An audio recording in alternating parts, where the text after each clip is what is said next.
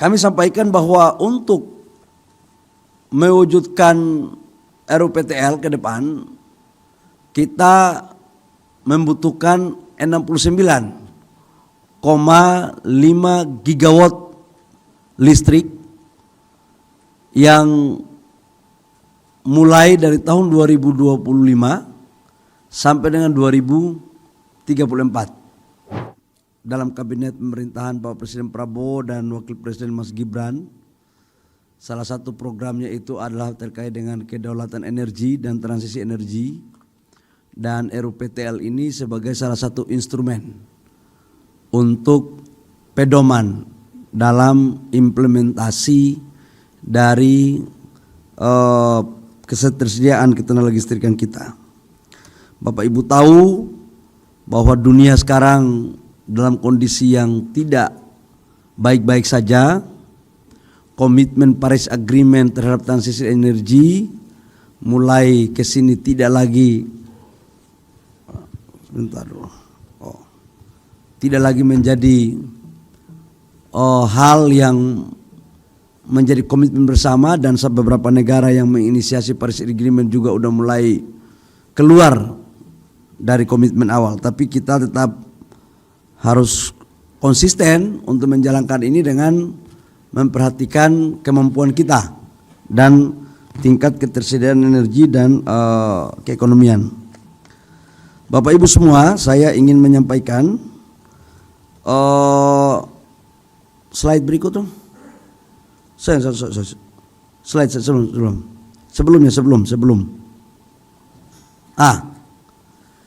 Jadi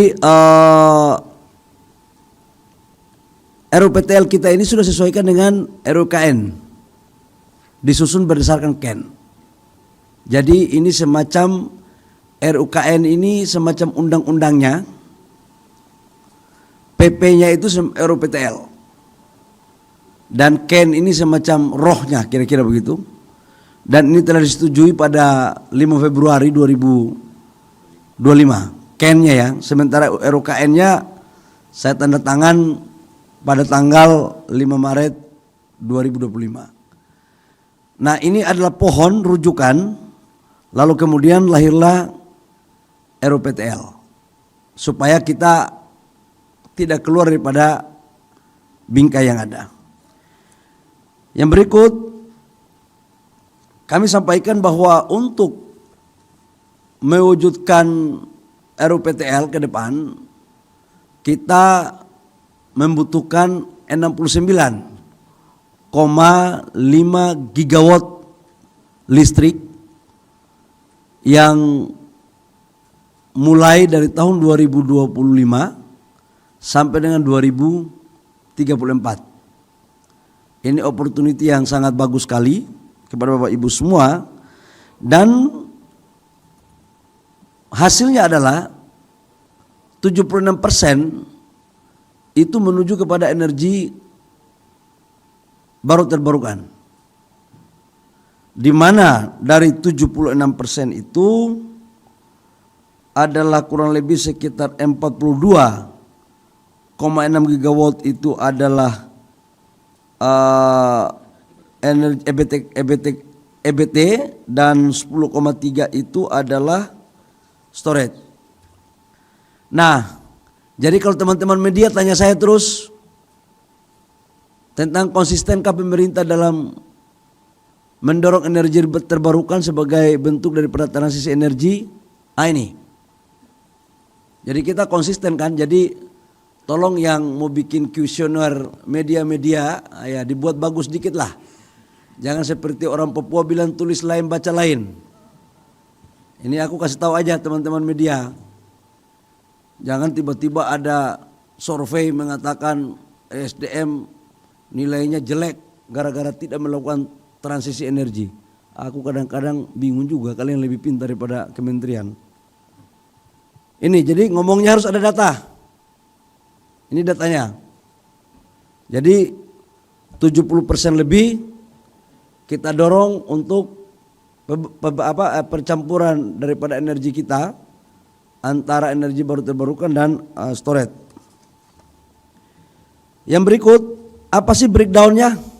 Nah ini breakdownnya 42,6 gigawatt, 61% itu surya 17,1, air 11,7 gigawatt, angin 7,2 gigawatt, panas bumi 5,2 gigawatt, bioenergi 0,9 gigawatt, dan nuklir 0,5 gigawatt. Ini sampai 2034. Bapak Ibu semua, kalau dulu hasil RUPTL itu tidak jelas lokasinya di mana, tempatnya di mana, dan kapan. Kalau sekarang saya sudah sepakat dengan PLN, bukan saya sudah sepakat, PLN wajib menjalankan, gitu kira-kira bahasanya. Nanti kalau sepakat seolah-olah PLN ngatur kementerian, enggak. PLN menjalankan apa yang menjadi keputusan yang kita godok bareng-bareng, iya Pak Darmo ya kira-kira ya. Kita godok bareng-bareng, lokasi-lokasinya semua sudah jelas. Lokasinya di mana, kabupaten apa, tahun berapa dibangun, semuanya sudah jelas.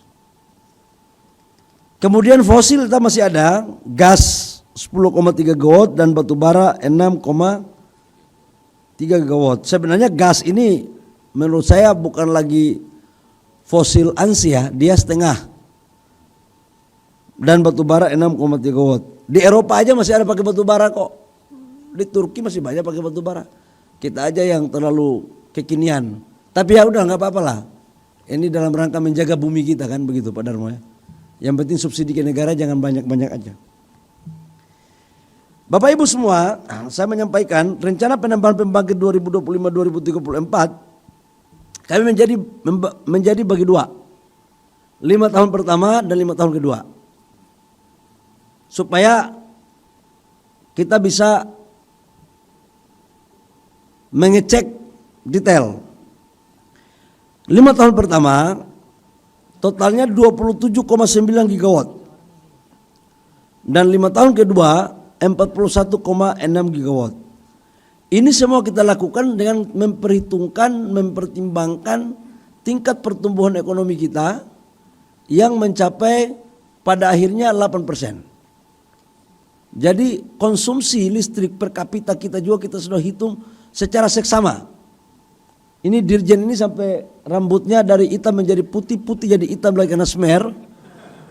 Karena saya detail betul, karena saya ikut sendiri membahas ini. Saya sendiri memimpin rapat. Jadi kalau dulu maunya ada pesan sponsor taruh di sini, enggak. Kelakuan lama-lama itu enggak boleh ada di Republik. Enggak boleh lagi. Kita ini mau masuk zaman baru sesuai dengan arahan Bapak Presiden.